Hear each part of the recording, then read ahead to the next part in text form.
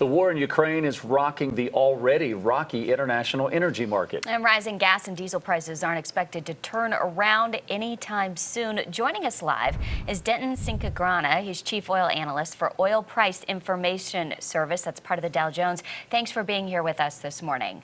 Morning. Thanks, guys, for having me. Markets are set to open in about 22 minutes. I just checked. It looks like oil is up. Any idea what we can expect today? I mean, we saw yesterday was a volatile day. Yeah, I mean, we've been looking at just extreme volatility for really much of the past month.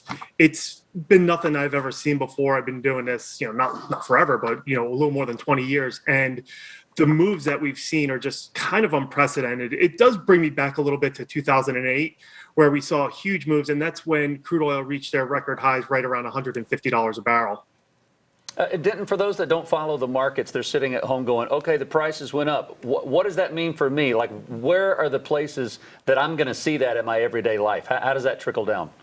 Well, obviously, when people are going to the gas pumps, they're going to see those prices going higher, obviously. We've seen it already. The North Carolina average is right now about $4.18. Nationally, we're about $4.31. So you guys are a little bit below the national average. But, the thing that no one's really talking about, everyone's talking about oil, obviously, and gasoline, because it's obviously the most consumer-facing product.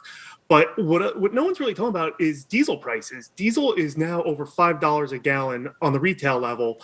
And while a lot of people don't drive cars that run on diesel, but all the trucks that bring groceries to the stores, T-shirts, sneakers, whatever, to the various stores, those charges for the high diesel prices are eventually going to be passed to the consumer. So unfortunately, I don't have much good news out there as far as prices are concerned. We just saw inflation levels come out at some of the highest levels in 40 years, and nothing is showing right now that that's going to change anytime soon. Yeah, I saw diesel $5.48 right outside of our station here in Charlotte.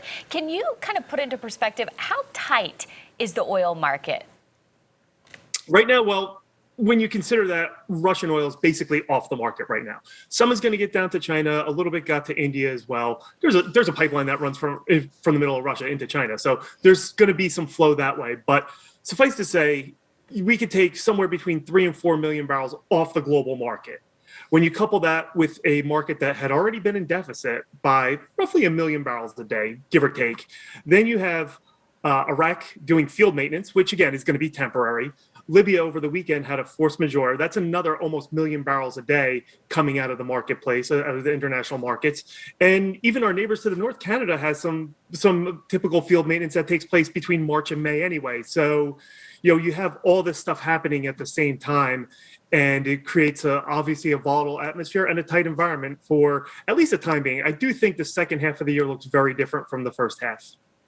Denton, I think a lot of people are wondering, why do we need to rely on Russia or any other country for oil, for that matter? We've got the Strategic Petroleum Reserve. We've got the Keystone Pipeline, which I know we're not using right now.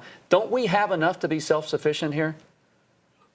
Great question. So, and I get that asked all the time. But one thing to remember is that the oil that is produced in West Texas, say, for example, is very light and very sweet. Well, you look over the last 20 years, refineries on the Gulf Coast, other parts of the country, they've invested billions of dollars to run heavy, sour, just nasty crude oil that could be turned into gasoline and diesel because it was so much cheaper than the light sweet crude. Those spreads have come in a little bit, but it really takes a lot of effort on the refinery's part to change their crude slate. So what would be most beneficial is to find a replacement for that Russian crude oil, which is heavy and viscous and kind of gross, if you will. But Canada is always a good option. And really, we import the most oil from anyone. If anyone, it's Canada. So again, it's more about a mismatch. If it was all things being equal, sure, we would probably produce enough on our own. And I know a lot of people like to talk about the Keystone XL, which is kind of nixed on Biden's first day in office. But there is also a Keystone pipeline already that runs from Hardisty, Alberta to Patoka, Illinois, and then down to Cushing, and then down into the Gulf Coast. So the Keystone that everyone likes to talk about would just be a more kind of direct route to Cushing and down to the Gulf Coast. I just wonder how much of that oil that gets put on that Keystone pipeline, if it were running right now, is going to stick to Gulf Coast refineries, or is it going to be put on a ship and exported? Well, it sounds like we've all got to kind of buckle up. What is kind of the worst case scenario here? And then when might we see a little bit of relief? I guess the worst case scenario is if we go into a deep recession economically. The high price of diesel, if that doesn't break soon, I think that's what would cause it. The economy runs on diesel. So I think that's, step one. We got to get the diesel prices under control. Right now, because of the price of diesel, there's motivation for refineries to produce as much diesel as they possibly can. You could switch your yield a little bit, a couple percentage points here or there, but for the most part, you can't go, okay, we're going to take our refinery and make 100% diesel and no gasoline and no jet fuel.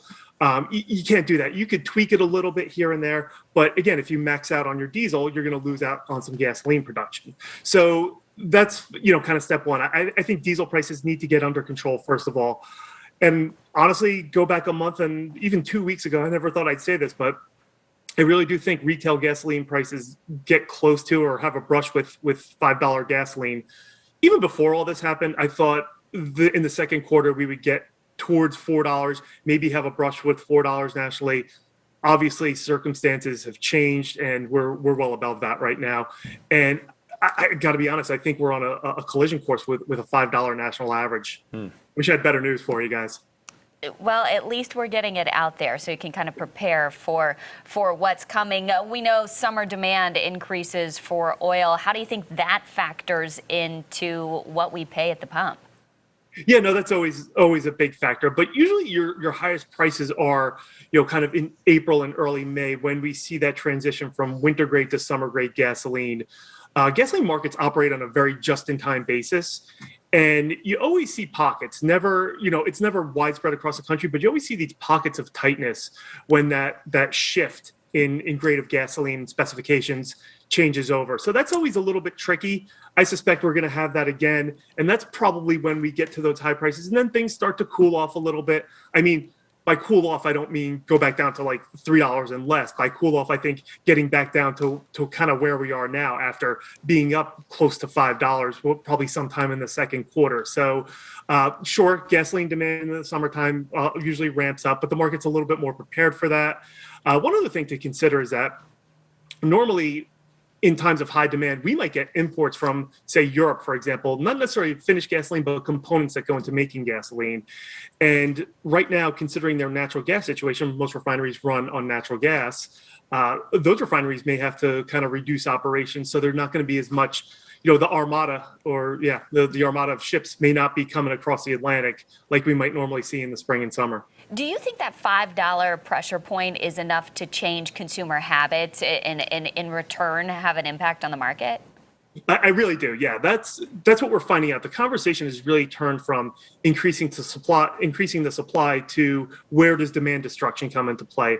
I think we're even starting to see a little bit of that now, but I think once we get to 450, 475, up to 5, I think that's when demand destruction really comes into play. Some of the downstream and retail folks that we've been talking to said they haven't seen that demand destruction just yet, but they think it's maybe consumer hoarding, if you will, for lack of a better term. Okay, I'm watching TV. I'm watching Queen City News right now, and I see that prices are going to go up. Let me go up and fill up now. I still have a half a tank, but let me go and fill up. Let me top off before prices go up another 20 cents. I think that's that sort of panic buying that we're seeing right now. But once that panic buying runs through, I think that's when you start to see some of the demand destruction. Did another interview yesterday, and they had a poll before the commercial break. Are you driving less because of high gas prices? And 70% of the folks in that poll did say they were driving less. So it's starting to come, the demand destruction, but it's going to take some time.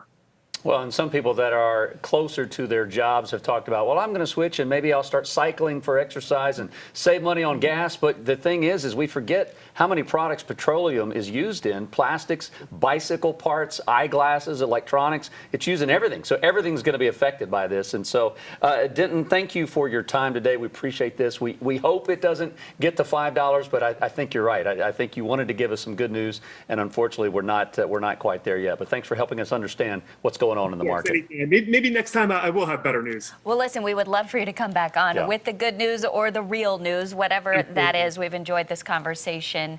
Thank you for your time this morning. Thanks, guys. Have a great day.